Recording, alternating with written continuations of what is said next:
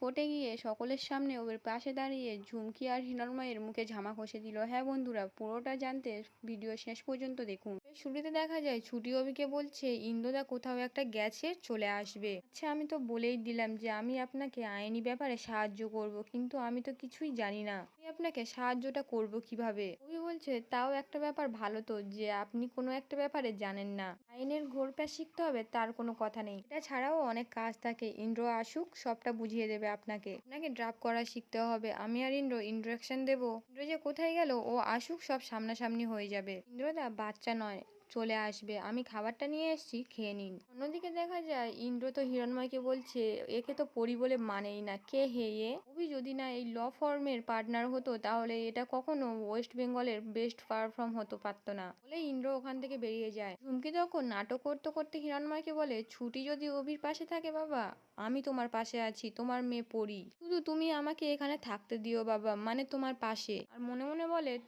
তোকে এখানেই পড়ে থাকতে হবে ঝুমকি। বাড়ির দেবদত্ত রায়চৌধুরীর কেসটা জানার জন্য, তার জন্য অফিসে থাকা দরকার, আর অভি আর ছুটিকেও তো চোখে চোখে রাখতে হবে। এদিকে যখন ছুটি অভিকে খাইয়ে দিচ্ছে ঠিক তখনই ইন্দ্র ওখানে চলে এসে বলতে থাকে আজকে আমি যা ডায়লগ দিয়ে এসছি না রে ভাই, পাকা লাইফে আমি কোনোদিনও এরকম ডায়লগ দিইনি, যা বলার বলেছি রে ভাই ওই হিরণময় স্যারকে। আর ওই ঝুমকি যা নাটক করলো রে ভাই, রীতিমতো টিকিট কেটে দেখার মতো নাটক। যাই হোক, আমি ওদেরকে বলে চলে এসেছি যে আমি তোর সাথে আছি, বুঝলি। তখন এই ছুটি বলে এই যে আমার উপরে এত দায়িত্ব দিয়ে দিলে আমাকে কি করতে হবে আমাকে একটু বলে দাও। আর অভি জিজ্ঞেস করে তুমি কতদূর পড়াশোনা করেছো। 12 পরীক্ষা দেওয়ার পর ল কলেজে ভর্তিও হয়েছিলাম, কিন্তু টাকা পয়সার অভাবে আমি আর পড়াশোনাটা করতে পারিনি। 1 বছর পর বাবা যখন নির্দোষ প্রমাণ হবে তখন আমরা আশ্রয় বাড়িতে একসঙ্গে থাকা শুরু করব। আমি আবার ল কলেজে ভর্তি হব, কলেজে যাব, পড়াশোনা করব। তারা কথা বলতে পারে না, শুনতে পারে না, তাদের জন্যই আমি কেস লড়বো। তুমি বলে বেশ, আজকে থেকে অফিসের অফিসিয়াল কাজপত্র সব আপনার ধরুন, বাইরের আইন সংক্রান্ত কোনো কাজ হলে আমি আর ইন্দ্র সামলাবো, আর অফিসটা থাকবে আপনার দায়িত্ব। ইনিশিয়ালি শুনুন, আমি আপনাকে 20K এর মতো স্যালারি দিতে পারবো। শুনুন, আপনার যেটা উপকার হবে যে আপনার বাবার কেস সংক্রান্ত সব কিছুতে ইনভলভ থাকবেন। আপনি রাজি তো? 20,000 টাকা? আপনি আমাকে চাকরি দিচ্ছেন উকিল স্যার, আমি পারবো তো? মনে মনে বলতে থাকে আপনাকে যে কি বলে আমি ধন্যবাদ জানাবো, আমার যে টাকার কত প্রয়োজন ছিল বাবার কেসটার জন্য, আপনাকেও তো টাকা দিতে হতো আমায়, কোথায় পেতাম বলুন। তখন অভি সবাইকে বলে ফার্স্ট আমাদের কোর্টে যেতে হবে, এক্ষুনি বেরোতে হবে। ছুটি বলে আমি গিয়ে কি করব?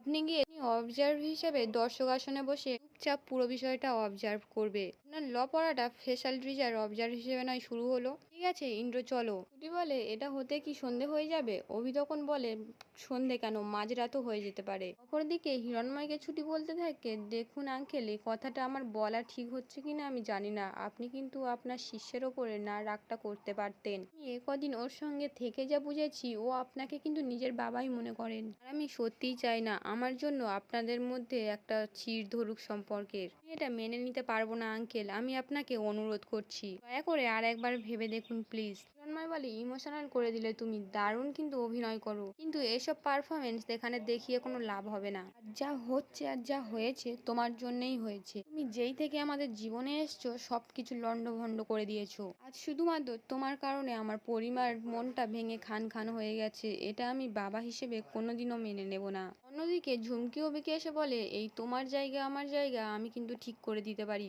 তবে ছুটি তোমার জীবন থেকে সরে গেলে আমি বাবার সাথে কথা বলবো। আর নাটক করে বলে অভি দেখো না আমার ঠোঁটের পাশে কেমন চকলেট লেগে গেছে, একটু ঠিক করে দেবে। অভি তখন প্রচন্ড রেগে গিয়ে ছুটি আর ইন্দ্রকে ডাকতে থাকে। ইন্দ্র ছুটে এসে বলে কি হয়েছে অভি?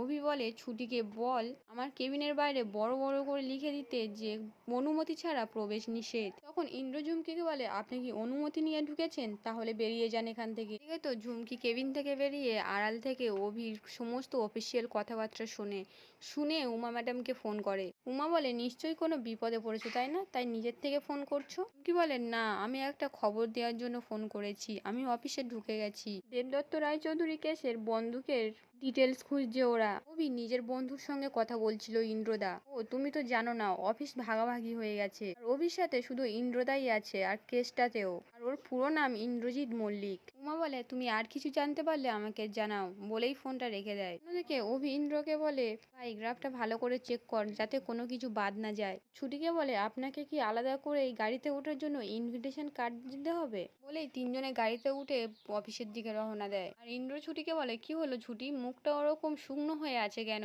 তখনই অভি ইন্দ্রকে বলে, ছাড় না ভাই, মেয়েদের মন তো জিলিপির প্যাঁচের মতো, ওগুলো বাদ দিয়ে কেসটা নিয়েই ভাব। ছুটি রেগে গিয়ে বলে, ঠিকই তো, আপনার তো জিলিপির থেকে চকলেট বেশি পছন্দ তাই না? হঠাৎ ইন্দ্র বলে ওঠে, এ চকলেটটা তো শিশু, কাল রাত্রে ঝুমকি অভিকে নিয়ে যা নাচ নেচেছিল তোমাকে কি বলবো। বাহ, দেখছি তলে তলে তো অনেক কিছুই করা হয়, শুধু আমার সামনেই ঝুমকিকে অপদস্থ করা কেন? অভি রেগে গিয়ে বলে, আপনি যা বলছেন ভেবে বলছেন তো? ঝুমকি নাচবে গাইবে না কি করবে সেটা ওর ব্যাপার। আপনি হয়তো ভুলে যাচ্ছেন এই বিয়েটা হলো আমাদের ডিলের বিয়ে, কোনো রকম ভালোবাসার বিয়ে নয়। তার মানে আমি তোমাকে কোনো কিছু কৈফিয়ত দেওয়ার বাধ্য নই। আপনিই বলুন না, আমি কি আপনার কাছ থেকে কোনো সময় কোনো কৈফিয়ত চেয়েছি? না তো। ভালোবাসা কোনো প্রশ্নই ওঠে না, শুধুমাত্র আমি আমার বাবার জন্য। আর আপনি সব সময় কেন বলুন তো আমার বাবার কথাটা মনে করিয়ে দেন? হঠাৎ শতরূপা ছুটিকে ফোন করে বলে, হ্যাঁ ছুটি, কখন ফিরছো তোমরা?